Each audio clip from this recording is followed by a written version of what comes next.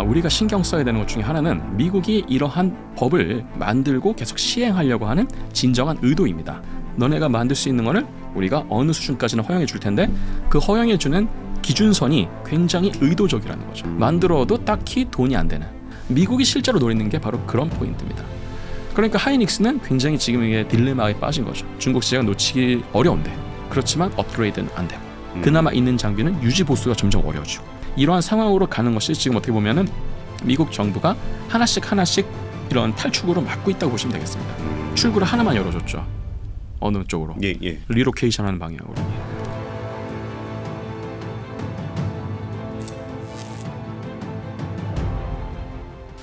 압도적 경제 콘텐츠 3프로TV의 압권 권순우 취재팀장입니다. 안녕하세요. 최근 반도체 관련한 얘기들이 굉장히 흉흉하게 들리고 있습니다. 미국이 반도체법을 발표를 하고 세부 지침을 냈는데 뭔가 왠지 중국에 있는 공장을 폐쇄를 해야 되는 건지 아니면 우리나라에 있는 공장을 들고 미국으로 가야 되는 건지 그리고 이거 하다가 우리나라 기술 뭐 다 뺏길 수도 있다. 벌어들이는 돈 다 가져간다. 이런저런 고민들이 굉장히 많이 들고 있습니다. 근데 이 주제가 상당히 어려워요. 이 반도체라는 것이 어떤 산업인지에 대한 이해도도 높아야 되고 지금 국제통상관계에 대해서도 좀 어느 정도를 알아야 되고 그 효과가 어떤 식으로 나타나는지까지 시뮬레이션을 할 수 있어야 되기 때문에 굉장히 좀 어려운 주제입니다. 그래서 저희가 가장 좋아하고 가장 존경하는 반도체 분야의 최고의 전문가 성균관대 권석준 교수님을 모셨습니다. 안녕하십니까? 네, 안녕하십니까? 권석준입니다. 오늘 그때 그 기사 보셨어요? 어떤 말씀이시죠? 네. 우리 대통령께서 반도체 삼국지를 읽어라. 네.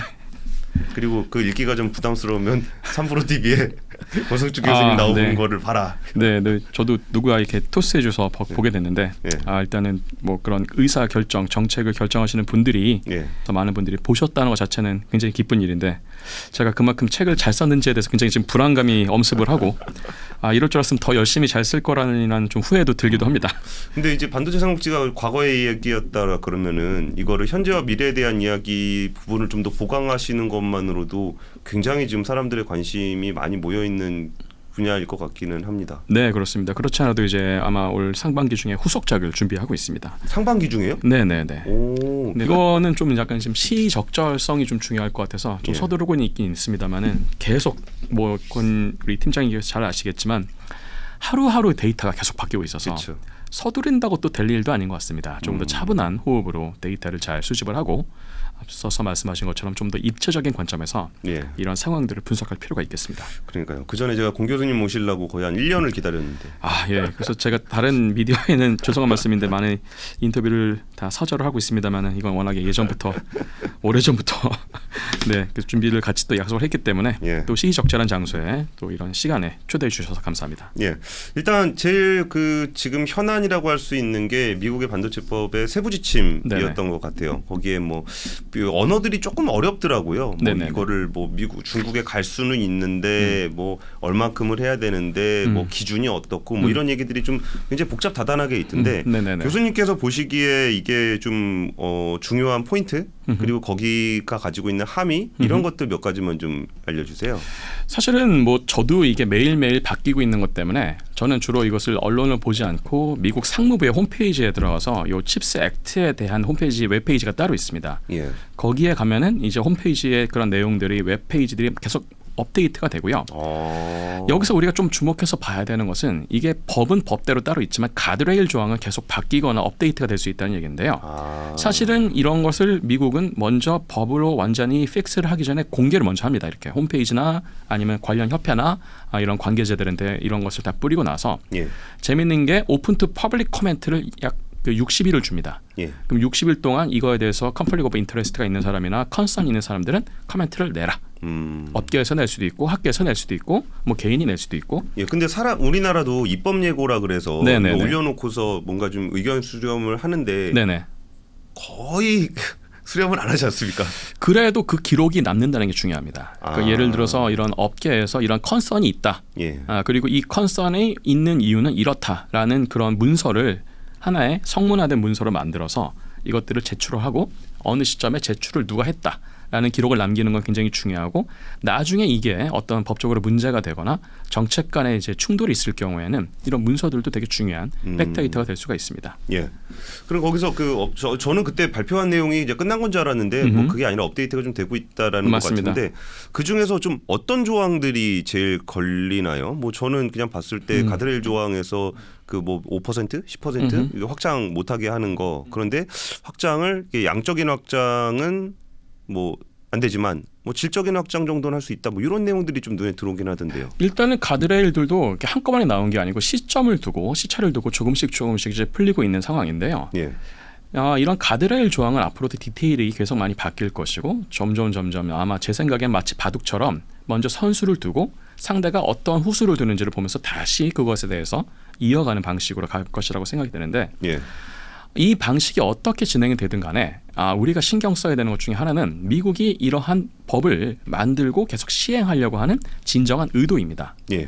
그 진정한 의도는 이미 뭐 다른 분들께서도 많이 말씀하셨지만 미국이 경쟁 국가들 특히나 이게 동맹이 됐건 아니면 적성국이 됐건 경쟁 국가들에 대해서 격차를 유지하는 지금까지의 방식은 슬라이딩 스케일이라는 방식이었습니다. 예. 슬라이딩 스케일은 마치 이런 거랑 똑같습니다. 토끼와 거북이가 좀 앞서가고 거북이가 따라오는 걸 토끼가 약간 기다려줍니다. 낮잠도 좀 자고. 그렇죠. 예. 그러다가 거북이가 좀 가까이 올 것 같으면 다시 좀 뛰어갑니다. 예. 그래서 거리를 계속 두고 가는 거죠.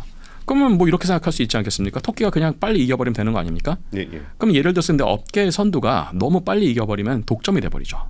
그렇죠. 그리고 생태계가 작아져 버립니다. 시장이 커지지 않는다는 거죠. 그래서 어느 정도 업계의 선두들은 리딩을 하되 시장이 충분히 커지고 이게 좀 재밌는 경주라는 걸 사람들한테 보이고 싶어합니다. 예. 예. 그래서 후발주자들이 계속 들어오면 그 판이 커지겠죠. 반대로 후발주자들에게 너무 간격을 좁히게 여유를 줄 것 같으면 테이크오버 될 수 있죠. 그렇죠. 예를 들어서 후발주자들이 자기를 다 따라잡아 버리면 그때부터 쫓아가기가 너무 힘들어지는 문제가 생기기 때문에 결국은 경제적인 관점에서 본다 그러면 이러한 간격을 적절하게 유지하는 것은 굉장히 중요한 전략입니다. 예. 근데 미국이 2019년 이후에 중국에 대해서 이 반도체 기술 혹은 수출 제재를 하는 그 과정에서 이러한 슬라이딩 스케일 전략을 바꿨습니다. 이제는 격차를 더 벌리는 게 중요하고 가급적이면 완벽하게 벌리자. 그러니까 시장이 여기서 그러면 포기하는 건 뭐겠습니까? 시장의 규모나 경제성이나 각 기업들의 수익 규모 같은 것들이 손해 요소가 되겠죠. 그럼에도 불구하고 지금은 격차를 벌리는 게 중요하고 격차를 벌리는 것은 경쟁국이 못 따라오게 하는 게 일단은 겉보기에 가장 큰 목적이 될 것이고요. 두 번째는 비상 상황일 때 이러한 격차가 벌어진 것을 전략적 승수로 이용하기 위한 것도 있습니다. 전략적 승수라는 것은 우리가 force multiplier라고 부르는 것들이 있는 건데 가장 우리가 극명하게 볼 수 있는 것 중에 하나는 결국은 작년부터 시작된 러시아 우크라이나 전쟁에서 예. 보여지고 있는 그런 문제라고 생각할 수 있는데 예를 들어서 그런 지대공 미사일, 예. 뭐 지대지 미사일 같은 걸 할 때 결국 명중률이 굉장히 중요합니다. 예. 명중률을 얘기할 때 우리가 오차를 예를 들어서 탄착군에서 5m 정도를 얘기하던데 이게 만약에 좋은 반도체를 썼을 경우에는 5m인데 예전 반도체를 썼을 때는 만약에 오차가 20m예요. 그러면은 명중률이 무려 16배나 차이가 나게 되는 거죠. 그렇죠. 그러면 그건 우리가 뭐라 부르냐면 16의 전략적 승수다라고 얘기를 합니다. 그런데 거기서 핵심적인 역할을 하는 것이 바로 뭐냐면 반도체입니다. 그런데 그런 반도체를 쓸 수 없게 만들어야 되니까 미국이 러시아가 우크라이나 전쟁이 발발하고 나서부터 제일 먼저 했던 제재 조치 중에 하나가 대러시아 반도체 수출 통제였습니다. 그런데 이제 이런 것을 똑같이 중국에게도 적용하려고 하는 것 중에 하나가 뭐냐면 결국은 중국도 앞으로는 자국에서 반도체 산업을 키우고 자급하려는 것 플러스 예. 이런 첨단 반도체의 일부를 그런 자기네 국가 안보적 원인 요인으로 혹은 그런 군사적 목적으로 쓸 수 있는 가능성이 충분하다고 판단을 했고 예.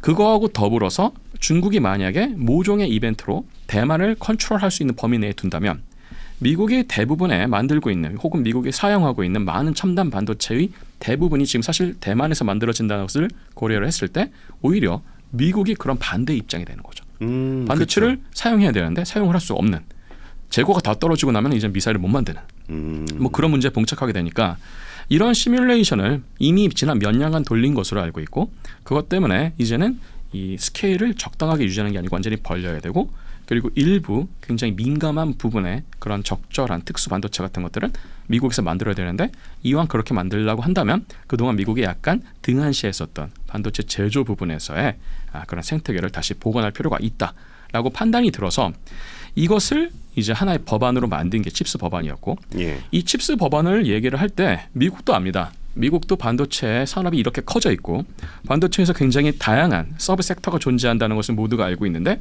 이런 서브 섹터의 A부터 Z까지를 한 나라에서 다 할 수 없다는 것을 미국도 잘 알고 있습니다.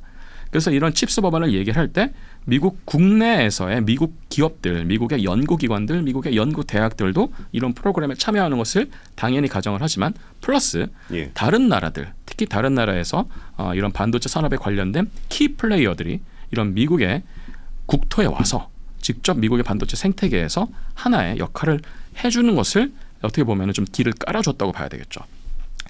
그런데 이제 아까 권 팀장님 말씀하신 것처럼 이게 길을 깔아줬다고 생각하면 편한데 알고 보니까 이 길에 생각보다 많은 함정들이 있는 겁니다. 그렇죠. 근데 그 함정들이 공개가 되기 전에는 사람들이 추측만 하다가 이렇게 하나씩 가드레일들이 나오고 그 디테일이 나오기 시작하니까 사람들이 이제 본격적으로 이게 어떤 방식으로 누구에게 어떤 국가에게 영향을 미칠지가 다들 이제 머릿속에서 계산이 되기 시작하는 겁니다. 한국 같은 경우에는 예를 들면 이런 겁니다.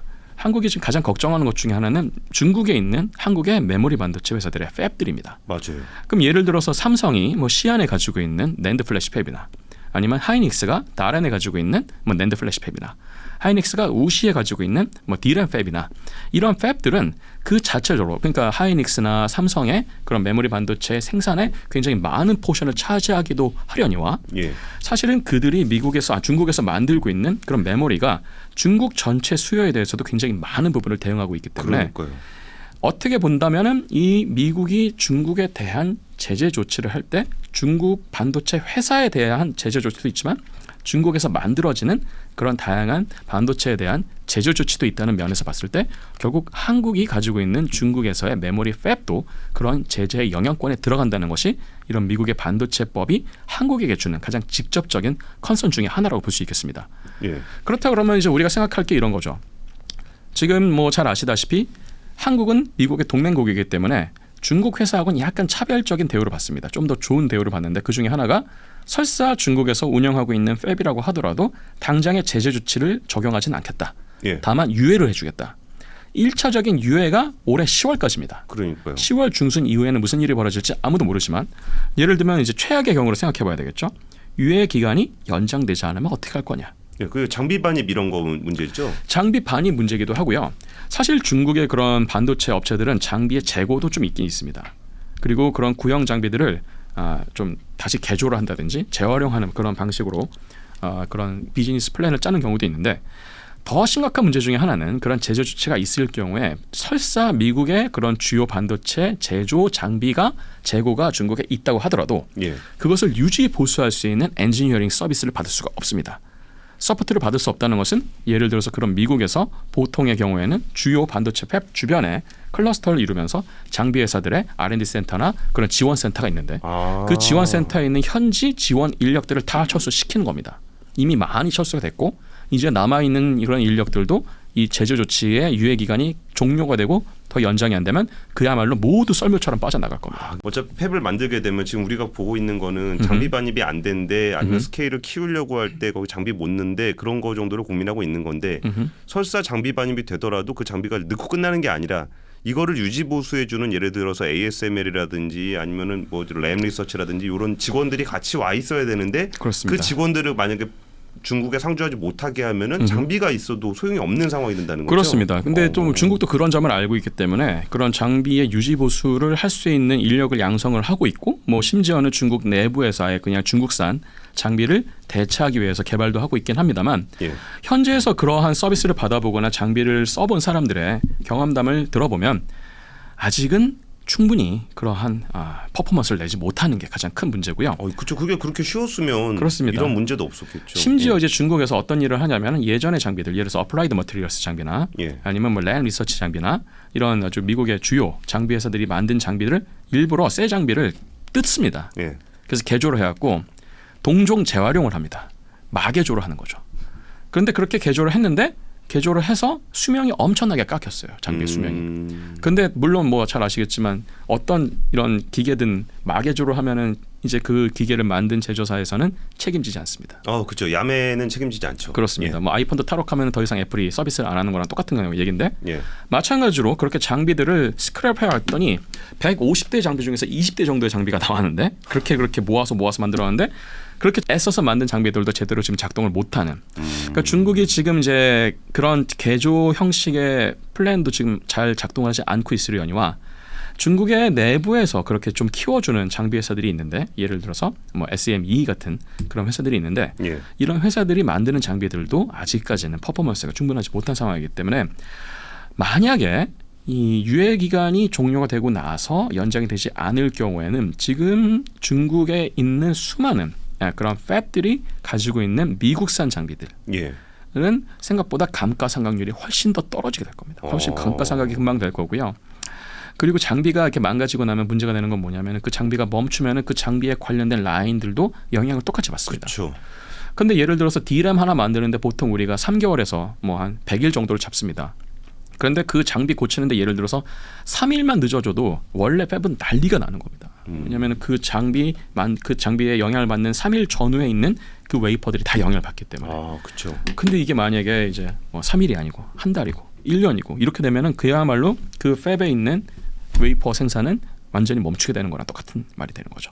사실 그런 것 때문에 똑같은 장비를 여러 대를 갖다 놓습니다. 그리고 얘네들이 얼마든지 바뀔 수 있게 만들고 그리고 그런 장비 서포트 엔지니어들은 항상 24시간 5분 대기조로 클러스터 주변에 대기하고 있습니다. 왜냐하면 멈추는 그 시간 1초가 수익에 연결되기 때문이죠. 예. 근데 지금 말씀드렸던 것처럼 그게 지원이 안 되고 한국의 반도체 팹들, 중국에 있는 한국의 반도체 팹들도 지금 똑같은 고민입니다. 예를 들어서 이제 이런 식으로 연장이 안 되면 어떻게 하느냐. 답이 없는 건 아닙니다. 지금 만드는 제품보다 더 앞선 세대의 제품만 안 만들면 됩니다. 이론적으로는.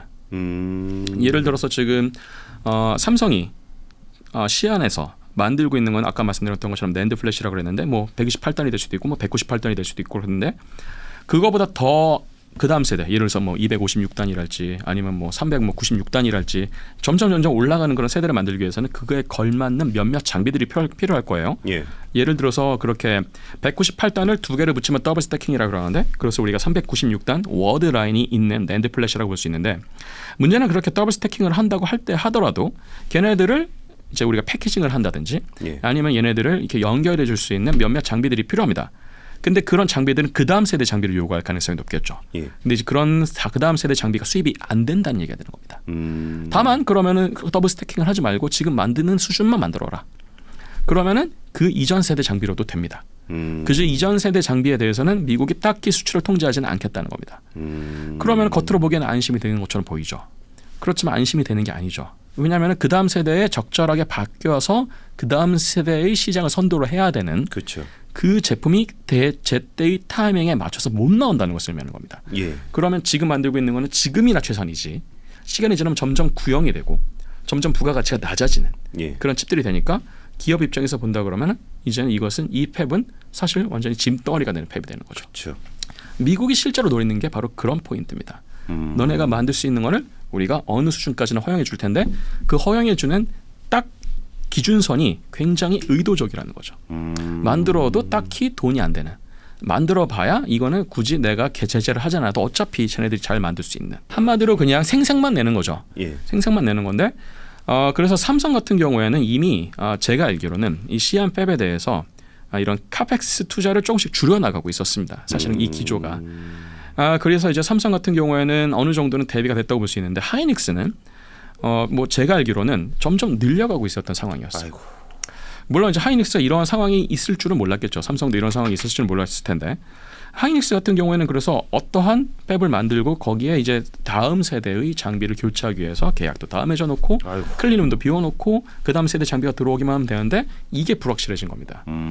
그런데 이제 미국의 그런 제재법, 반도체법에 의한 제재가 결국 이런 건데 하이닉스가 결국은 그럼 이런 얘기를 하겠죠. 어차피 그 클린룸이 비어있고 팹이 업그레이드가 안 되면 이만큼의 생산은 어디선가 해야 되는데 이걸 어디서 할 거냐는 거죠. 그러게요. 그러면 이것을 만약에 한국이 지금 새로 조성하고 있는 뭐 경기 남부권이나 그런 뭐 그런 용인이나 뭐 충청, 청주, 천안 라인에 있는 뭐 그런 라인에다가 새로 조성이 되는 클러스터에다가 다시 뭐 이렇게 리로케이션하는 방법도 있을 거고요. 아니면은 그런 미국의 반도체법의 수혜를 받아서 미국의 어딘가에 괜찮은 지역에다가 만드는 방법도 있겠죠. 그런데 이제 몇몇 세부 사항을 보게 되면은 그렇게 미국의 반도체법에 지원을 받는, 우리가 이제 보조금 혜택이라고 하는데 보조금 혜택도 두 종류가 있는데 직접적인 보조금을 받는 경우도 있고 법인세를 일부 면제해주는 것도 있는데 사실 그것도 약간 조삼모사에 가까운 게 어차피 그 보조금과 상관없이 미국에서 사업을 하는 그런 회사들은 미국의 세법을 따라야 됩니다. 그렇죠. 법인세 세법을 따라야 되고 수익을 창출하면은 수익 규모에 따라서 얼마 구간마다 법인세를 내야 되는데 세금을 내는 것과 보조금을 받는 것을 면밀하게 따져보면은 아주 이득이 되는 건 아닌데 오히려 이것은 그런 파지티브한 인센티브로 본다는 개념보다는 미국이 주도하려고 하고 있는 그런 글로벌 반도체 공급망의 재편 과정에서 뒤처지지 않고 오히려 하나의 리딩 그룹으로 남을 수 있는 호혜적인 그런 대우 조건을 미리 확보한다는 차원에서 이것을 보는 게 더 맞는 방향이 아닐까 싶습니다.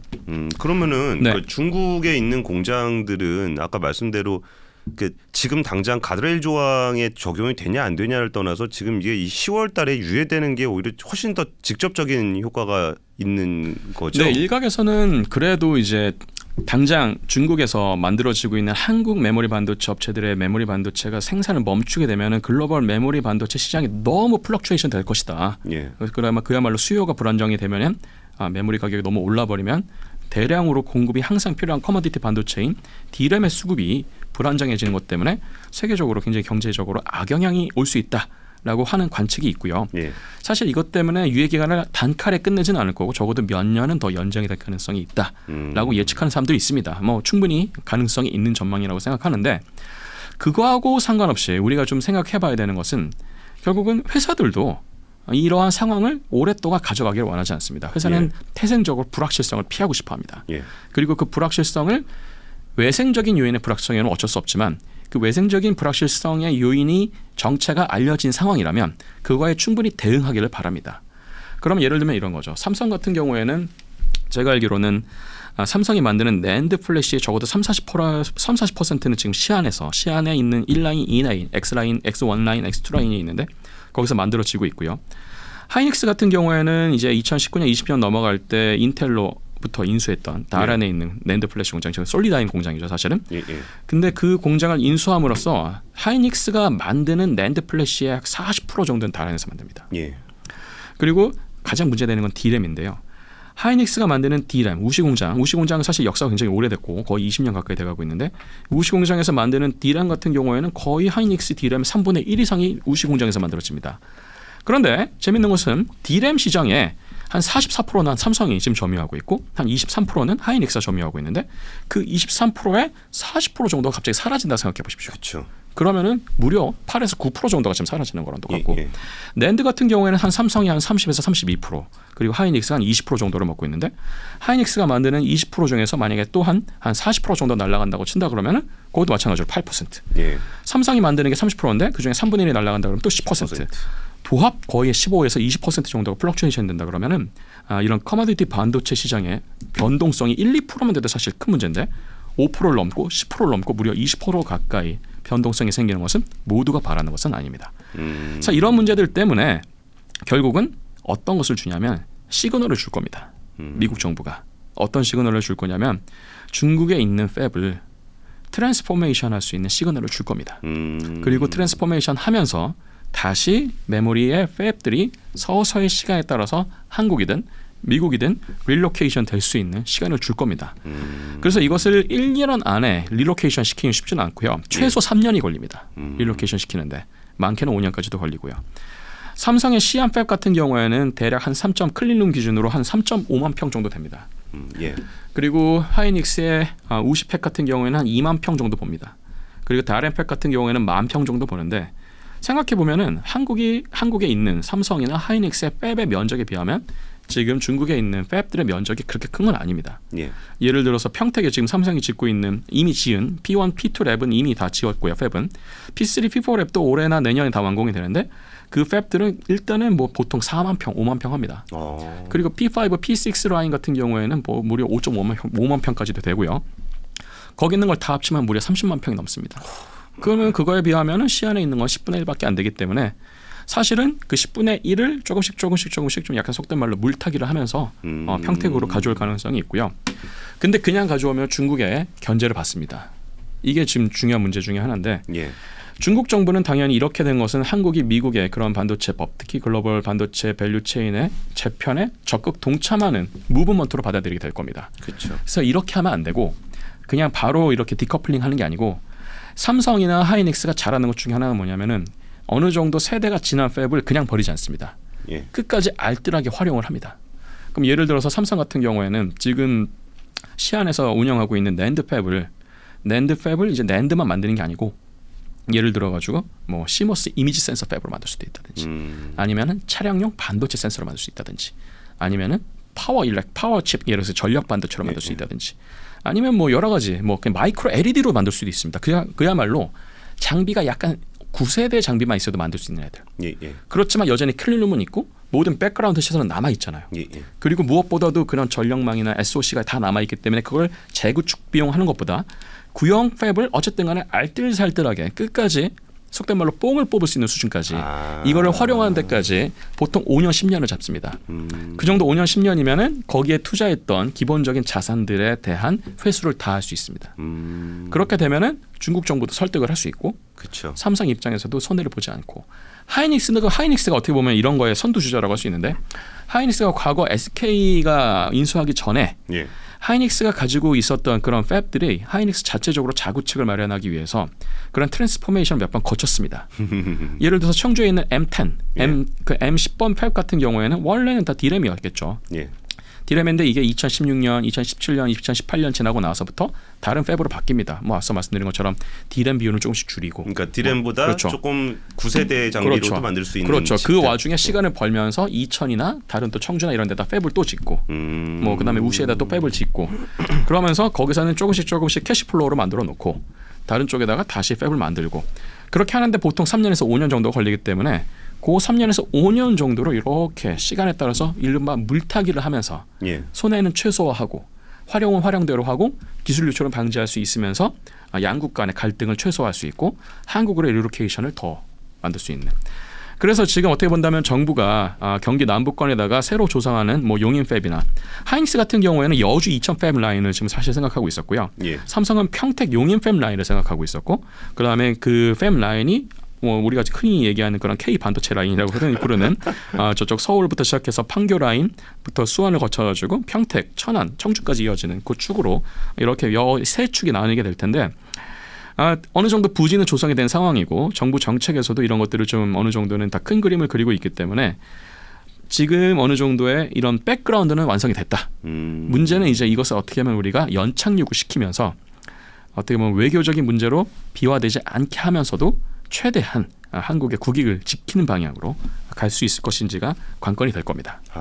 그러니까 이제 그 가드레일 이번에 나온 세부 지침뿐만이 아니라 이제 10월달 그 문제가 좀 걸리긴 하는데 네네네. 거기서 그 단번에 이걸 쳐지는 않을 거니까 그럼 그거를 신형 장비가 들어가진 못하더라도 여기서 점점 좀 구형 장비들 해가지고 충분히 팹을 활용하고 그 기간 같은 기간 동안 이 신형 장비를 활용할 수 있는 팹은 뭐 한국이라든지 미국이라든지 이쪽으로 만들고 그러면서 중국 정부한테도 우리가 한 번에 공장 빼고 뭐 이러진 않을 거다라는 어떤 메시지를 주면 된다는 거죠. 그렇습니다.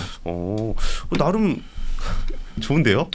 근데 저는 좀 걸리는 게 지금 중국에서 만든 디램이랑 낸드가 이제 그 중국에서 공장에서 거기서 싸게 만들어서 좋다 이것도 있겠지만 중국 시장을 타겟으로 하는 것도 있잖아요. 맞습니다. 예를 들어서 뭐 이것도 이제 하이닉스에서 추정하는 그런 데이터를 생각해 본다면 우시에서 만드는 하이닉스의 디램 같은 경우에는 사실 중국이 가장 갖고 싶어하는 팹 중에 하나예요. 그래요? 네, 왜냐하면은 중국이 메모리를 잘 만든다고 하는데 사실 그것도 두 가지로 나눠서 생각해 봐야 되는데 낸드 플래시 같은 경우에는 YMTC 잘 알려져 있는 YMTC가 어느 정도 기술적 수준, 그러니까 워드라인 기준으로 따진다면 거의 삼성과 하이닉스를 다 따라잡았다고 자평을 합니다. 뭐 심지어는 자기네들이 더 앞섰다고도 얘기도 하는데. 근데 뭐 애플에 납품한다 그런 얘기도 좀 있었잖아요. 네, 그렇긴 한데 사실 그것도 뒷이야기가 굉장히 좀 많이 있는데요.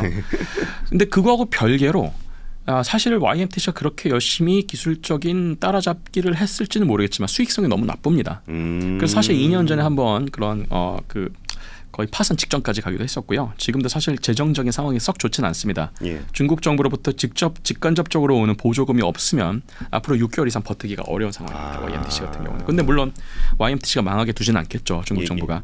YMTC가 어느 정도 그래도 좀 어느 정도 이게 기술적인 격차를 줄이면서 따라왔다고 본다면 D램 쪽은 여전히 중국이 굉장히 어려워하는 부분 중에 하나입니다. 특히나 이제 D램에서 뭐 제일 잘하는 데가 CXMT, 뭐 창신구어지라고 부르는 CXMT인데 이 CXMT가 D램에서 가지고 있는 기술력을 따진다면 DDR로 따진다 기준으로 본다 그러면은 하이닉스하고는 한 2.5세대. 한 삼성하고 한 3세대 정도 차이 납니다. 1세대가 뭐예요? 1세대라고 한다면 예를 들어서 그런 물리적 패턴의 주기를 말하는 건데요. 예를 들어서 지금 물리적 패턴 기준으로 따진다 그랬을 때 지금 보통 10나노 대역으로 들어왔거든요. 하이닉스나 삼성이 지금 만드는 D램에 들어가는 트랜지스터의 반치폭이라고 얘기하는 하프피치. 그러니까 우리가 FET를 만들 때 그런 게이트 옥사이드의 물리적 거리를 실질적으로 측정했을 때 나오는 그런 주기의 반치폭이 하프피치라고 부르는 건데 그런 하프피치를 기준으로 봤을 때 대략 뭐 16나노, 17나노 정도 됩니다. 그런데 이제 CXMT 같은 경우는 한 19나노, 20나노 이 정도 수준인데요. 뭐 몇 나노 차이 안 나는 걸 생각할 텐데 그 차이 1나노가 굉장히 큽니다. 예를 들어서 지금 이제 국제 전기 전자학회 IEEE가 추정한 로드맵에 따르면은 2022년 기준으로 16.6나노가 최신이라면 한 2030년 중반쯤 되면 10.6나노 정도가 되는 게 최선입니다. 그러니까 1년에 0.5나노씩 줄이는 것만 해도 어렵다는 얘기예요. 그러네요. 그런데 예를 들어서 1년에 0.5로 생각한다 그러면 아까 19나노하고 16나노 생각하면 거의 지금 3.6나노니까 이게 세대로 따지면 3세대 정도인데 연수로 따지면 한 7년 차이 나는 겁니다. 6년, 7년. 그런데 이제 결국 D램 같은 경우에는 낸드하고는 달리 낸드는 쌓잖아요. D램 같은 경우는 아직까지는 당분간 이 2차원에서의 물리적 선폭을 줄이는 게 아직까지는 기술적 혁신의 주력 동인입니다. 이것도 안 되면 나중에 이제 다이의 면적이 좀 제한이 될 것 같으면 다시 뭐 3디멘전으로 쌓긴 하겠죠. 이미 그렇게 가고 있긴 있는데 창신거지가 못하는 게 이 물리적 선폭을 못 줄여요. 그러니까 중국 입장에서 봤을 땐 자급할 가능성이 제일 낮은 것 중에 하나입니다. 파운드리하고 더불어서. 그러니까 근데 유일하게 중국에서 D램을 지금 가장 최신 세대로 만들고 있는 외국계 회사는 하이닉스 하나밖에 없습니다. 그럼 중국 입장에서 봤을 때 가장 갖고 싶어하는 회사가 되겠죠. 가장 갖고 싶어하는 팹이 되겠죠. 근데 이제 앞서 말씀하신 것처럼 중국에서 필요한 그런 D램 중에서도 가장 최신 D램을 사실상 하이닉스가 거기서 유일하게 만들고 있고 나머지는 수입을 해와야 되는데 그렇다 그러면은 하이닉스 입장에서 보면은 중국 시장은 정말 놓치기 아까운 시장인 겁니다. 그냥 만드는 직지 다 팔릴 수 있고 굉장히 그렇죠. 그리고 또한 그 안정적인 그런 점유율을 가져갈 수 있을 테니까요. 근데 그것을 위해서 팹을 확장하려고 했던 거죠. 우시 팹이 됐건 나중에 다른 지역에서 팹이 됐건 심지어 그것 때문에 하이닉스는 수조에 있는 패키징 공장도 절대 놓을 생각이 없는데 문제는 이제 이게 그 다음 세대로 가기 위해서는 제가 가끔씩 말씀드렸던 노광기의 세대 교체가 필요합니다. 그렇죠. 이제 16나노에서 15나노로 가고 14나노로 가고 더 작은 물리적 선폭을 가기 위해서는 어쩔 수 없이 EUV가 필요합니다. 아시다시피 EUV 수입이 안 되잖아요. 그럼 어떻게 할 거냐는 거죠. 하이닉스는 이제는 그 다음 세대 거를 만들고 싶어도 못 만들게 되는 거죠. 그러니까 하이닉스는 굉장히 지금 이게 딜레마에 빠진 거죠. 중국 시장을 놓치기 어려운데 그렇지만 업그레이드는 안 되고 팹은 늘려놨는데 채워야 될 장비는 리서그래피 장비뿐만 아니고 다양한 뭐 예를 들어서 에칭 장비나 디파지션 장비나 임플란테이션 장비나 확산 장비나 이런 것들도 다 지금 최신 세대의 장비들이 수입이 안 되고 그나마 있는 장비는 유지 보수가 점점 어려워지고 굉장히 지금 이제 어떻게 보면은 어려워진 상황이 되는 건데 이러한 상황으로 가는 것이 지금 어떻게 보면은 미국 정부가 하나씩 이런 탈출구를 막고 있다고 보시면 되겠습니다. 출구를 하나만 열어줬죠. 어느 쪽으로 리로케이션하는 방향으로. 그 대신에 그런 리로케이션으로 가기 위한 시간은 필요하니까 그 시간을 벌어주고 있는 것이라고 저는 판단을 합니다. 만약에 그 공장 뭐 이제 도저히 안 되겠다. 그냥 그러고서 팔고 나오면 어떻게 되는 거예요? 그때 말씀하셨을 때 뭐 협력업체들도 많이 있고 할 텐데. 그렇죠. 그럼 하이닉스 정도 되는 회사가 자본력이 있고 또 협상력도 있고 그러니까 하이닉스에 어쨌든 간에 뭐 다소간의 손해를 보더라도 중국에서의 장기적인 디커플링을 계획은 할 수 있을 텐데 문제는 그런 대기업들과 협력 관계를 맺고 있는 수많은 장비 업체들, 부품 업체들, 국내에 있는 수많은 그런 중소기업들도 사실 삼성이나 하이닉스 때문에 중국에 진출한 케이스가 대다수일 겁니다. 중국 업체하고 사실 직접적인 거래를 하는 것은 위험하기 때문에 결국은 그런 삼성이나 하이닉스의 협력 업체들이 같이 따라가는 셈인데 이 업체들은 그런 대기업들하고는 달리 갑자기 이런 비즈니스를 청산하기는 어렵습니다. 이미 투자한 것을 회수하기는 더 어렵고요. 예. 제가 중국 자본법을 잘 아는 건 아닙니다만 그렇게 투자를 외국계 기업이 했다고는 합니다만 그들이 회사를 청산하고 나서 그러한 자산을 현금화시켜서 다시 본국으로 가져가는 게 굉장히 어렵습니다. 재투자를 하든지 아니면 다른 방식으로 이걸 생각을 해야 될 텐데 중소기업들 입장에서는 몇 억, 몇십억이 굉장히 소중한 돈이 될 수 있습니다. 예. 그런데 이제 그런 것들이 회수가 안 된다 그러면은 우리나라 중견기업들, 중소기업들도 굉장히 큰 피해를 볼 수 있기 때문에 이런 부분들이 진짜 정부가 좀 더 세밀한 정책을 마련하고 설계를 해야 되는 부분이 아닌가 싶습니다. 그러니까 오히려 삼성하이닉스는 자체적인 전략을 짤 수 있을 건데 네네네. 그 전략에 따라서 좌지우지되는 그 협력업체들의 운명은 스스로 결정하지도 못할 뿐만 아니라 스스로 대응책을 만들기도 좀 어렵다는 거죠. 네, 사실 더 심각한 문제 중에 하나는 이제 거기서 일하고 있는 수많은 엔지니어들입니다. 근데 예를 들어서 이제 이런 엔지니어들한테 중국 정부가 이런 제안을 할 겁니다. 어차피 지금 이제 이런 대기업들이 다 빠져나가고 나면은 너네들도 지금 어떻게 보면 직장을 잃어버리는 거 아니냐? 그럼 연봉을 더 줄 테니까 중국 기업으로 이직을 해라.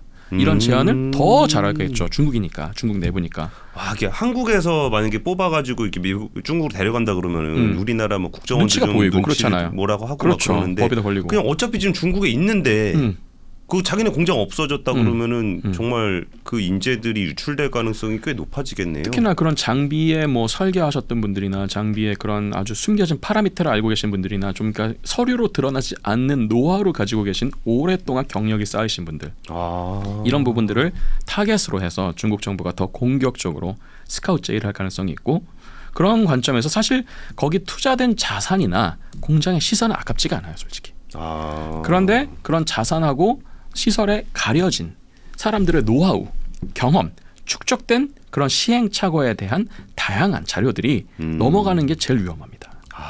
그러네요. 그러니까 단순히 중국 시장에 반도체를 못 파는 것은 1차적인 문제고 이들을 철수하는 과정에서 거기에 남겨진 노하우들은 중국 반도체 산업을 육성하는데 굉장히 큰 도움을 줄 수 있는 상황이 될 수도 있겠네요. 특히나 그런 중견기업들 입장에서 보면은 어차피 이런 자산들을 다 못 갖고 가는데 좋은 값으로 쳐주겠다면서 공격적인 M&A 제의를 했을 때 과연 그것에 대해서 노를 할 수 있는 기업이 몇이나 될 것인가. 예를 들어서 뭐 아무리 따져봐도 한 100억밖에 안 되는데 갑자기 중국 지방 정부가 우리가 이걸 200억에 사겠다. 나를 돈으로 살 셈이라고 얘기하기에는 너무 많이 큰 돈이었죠. 그렇게 될 가능성이 높은 거죠. 근데 그걸 또 욕을 할 수가 없는 게 가만히 있으면 100억이 날아가는데 그쵸. 그거 어떻게 하냐는 거죠. 이걸 뭐 정부가 모든 것을 다 책임져 줄 수는 없겠지만 그래도 어쨌든 간에 최대한 이런 기업들이 좀 안전하게 자산을 챙기고 기술을 챙기고 보호할 수 있게끔 이런 부분들은 정부가 더 세밀하게 관심을 가질 필요가 있겠습니다. 알겠습니다. 그 중국 관련한 얘기를 좀 나눠봤습니다. 지금 이제 가드레일 조항도 비롯해서 올해 10월에 그 이제 장비 반입이 안 되게 되는 상황이 뭐 유예가 될지 안 될지는 모르겠으나 근데 어쨌든 10월을 가드레일로 끝나진 않을 건데 그 뒤에는 뭐 이런 조치들이 좀 필요할 것 같다 이런 말씀이셨습니다. 날로 치열해지고 있는 반도체 통상 전쟁 2부로 이어집니다. 3프로TV가 새로운 모습으로 여러분을 찾아갑니다. 오후 3시 반 클로징벨 라이브는 여도은 앵커 그리고 명민준 앵커가 여명 콤비로 함께 진행을 하고요. 6시 퇴근길 라이브에서는 정프로가 월요일부터 금요일까지 김영렬 센터장, 최창규 본부장 그리고 박재영 차장과 함께 진행을 합니다. 그리고 글로벌 마켓 전문가 이주호 앵커가 글로벌 라이브를 더욱 알차게 만듭니다. 2월 6일부터 새로워지는 3프로TV 다시 한번 많은 관심 부탁드립니다.